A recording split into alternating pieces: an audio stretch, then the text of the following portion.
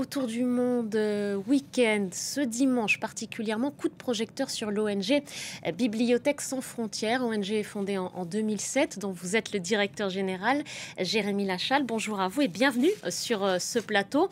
Bonjour. On va d'abord prendre quelques minutes pour expliquer d'abord ce qu'est l'ONG Bibliothèques sans frontières et puis ensuite on se projettera un peu plus dans le détail sur votre mission.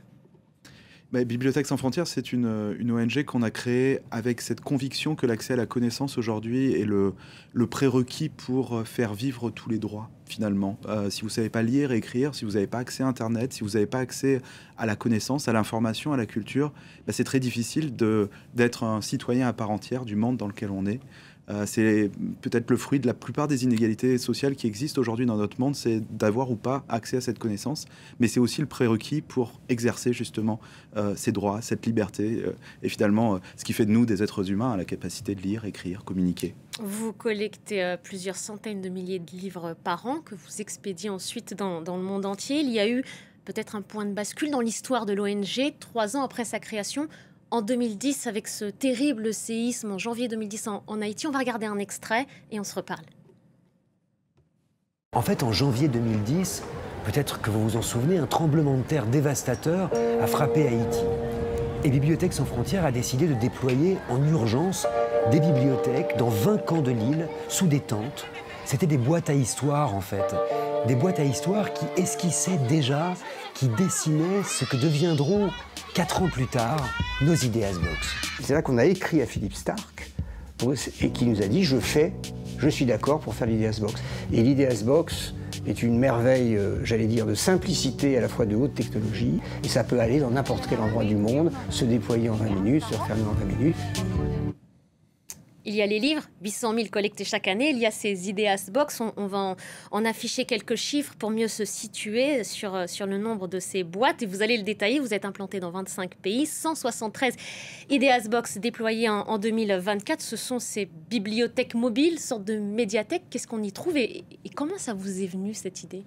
En fait, quand on a créé Bibliothèques sans frontières, on voulait réinventer le don de livres. Donc oui, effectivement, on collecte des livres. Mais assez vite, et notamment en Haïti, on s'est rendu compte que ces bibliothèques, c'était d'abord des lieux refuges, où les gens vont se trouver, et notamment les enfants, en sécurité. En particulier dans les crises humanitaires, dans les camps de réfugiés, dans les camps de déplacés. Les Ideas Box, on les a créés justement comme des espaces sécurisés, dans lesquels on va pouvoir envoyer très rapidement sur le terrain. Elles vont s'ouvrir en 20 minutes. Elles sont adaptées aux langues et aux cultures locales, parce que les livres qu'il y a dedans, les tablettes, les ordinateurs, tous les contenus numériques qui sont disponibles sont en langue locale, les routeurs Internet aussi, avec cette idée finalement de créer des fenêtres sur le monde dans ces camps de réfugiés où les gens sont souvent dans la précarité du moment, on ne sait pas ce qui va arriver demain, mais aussi dans une forme d'enfermement. Et donc l'idée, c'était de créer finalement un pont vers l'ailleurs et vers la projection vers le lendemain. En fait, on s'est rendu compte que on parle de l'urgence de lire avec Bibliothèques sans frontières, mais on s'est rendu compte que dans les crises humanitaires, on parle très peu d'accès à l'éducation, à l'information, à la culture. C'est ce que j'allais vous dire. L'un de vos parrains, qui est le journaliste et critique littéraire Augustin Trapenard, qu'on entend d'ailleurs et qu'on voit à l'image, disait qu'une question revenait souvent quand il était en mission, c'est « Vous ne pensez pas qu'il y a d'autres urgences humanitaires que l'accès aux livres ?» Et lui, il répond que l'éducation, l'instruction, c'est aussi vital pour ces populations-là. C'est absolument vital et en fait, on se rend bien compte qu'une fois que les besoins primaires, c'est-à-dire se nourrir, se loger, se vêtir, une fois que ces besoins sont couverts, les gens, ils ont tout de suite besoin d'autre chose. Mais imaginez un monde, une vie, votre vie, sans accès à des livres, à des films, à de la culture, à de l'information. En fait, les gens, très vite, veulent se projeter dans l'avenir, veulent un avenir pour leurs enfants, veulent se reconnecter avec les leurs. Donc, offrir une connexion Internet, offrir un espace dans lequel les enfants vont avoir accès à des livres, à de l'éducation, etc. C'est quelque chose d'immensément important. Et on voit bien à quel point ces lieux qu'on crée dans les camps de réfugiés, mais pas que. Enfin, je veux dire, ça marche aussi dans les quartiers populaires ici en France, ça marche dans le Bronx à New York, ça marche auprès des populations aborigènes en Australie. En fait, on a besoin de lieux où on se retrouve ensemble pour créer du sens. Et vous appelez ça des safe places. Je vous propose d'écouter tout de suite certains témoignages. Comment est-ce qu'eux ont reçu cette initiative ?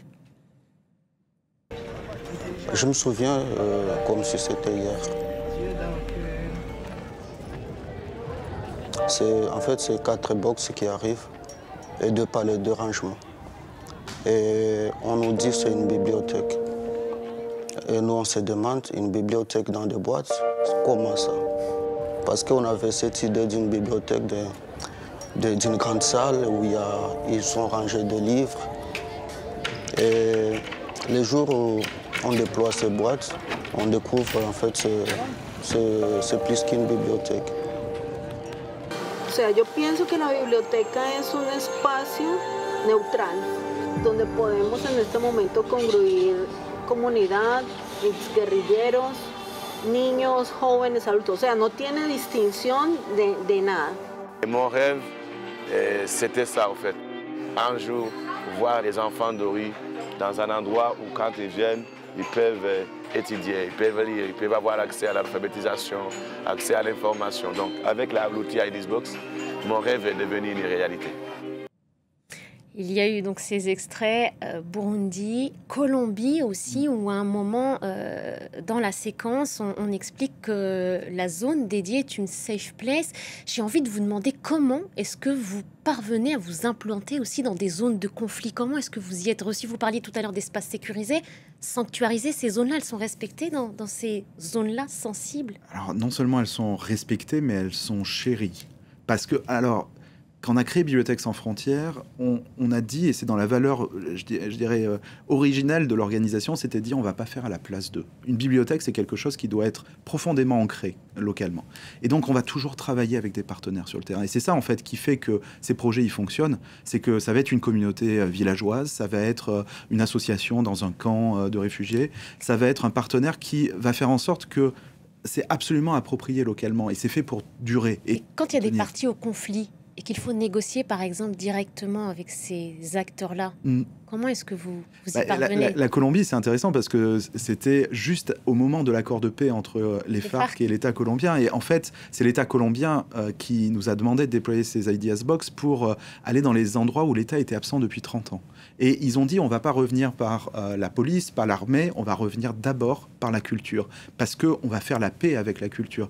Et en réalité, ce qu'on observe, c'est que c'est un formidable passeport pour rentrer et pour discuter. Et c'est souvent ça qui met les gens ensemble. Un des premiers projets qu'on a fait à Bibliothèques sans frontières, c'était dans un centre de demandeurs d'asile, ici, à côté de Paris. Et c'était le directeur du centre qui m'avait appelé, moi je l'avais rencontré pendant mes études, et qui m'avait dit, c'est le bazar dans le centre, parce qu'on a des communautés qui viennent de pays qui sont en conflit.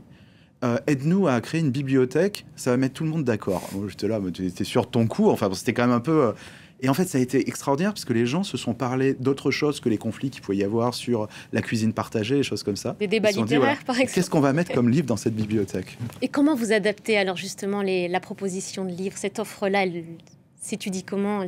Alors, c'est là où les partenaires locaux sont absolument essentiels parce que eux connaissent le terrain, connaissent les besoins.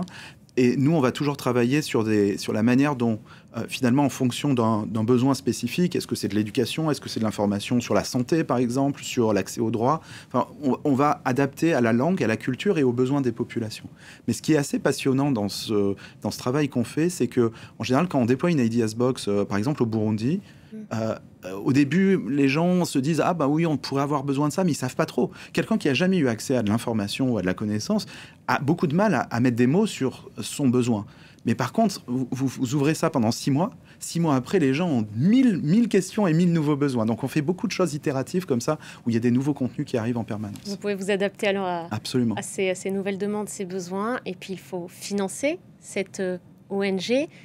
Ce sont des dons essentiellement de particuliers? Ce sont des dons, ce sont aussi des financements de bailleurs de fonds. Aujourd'hui, vous le savez certainement, c'est très compliqué depuis les annonces américaines sur le shutdown de USAID.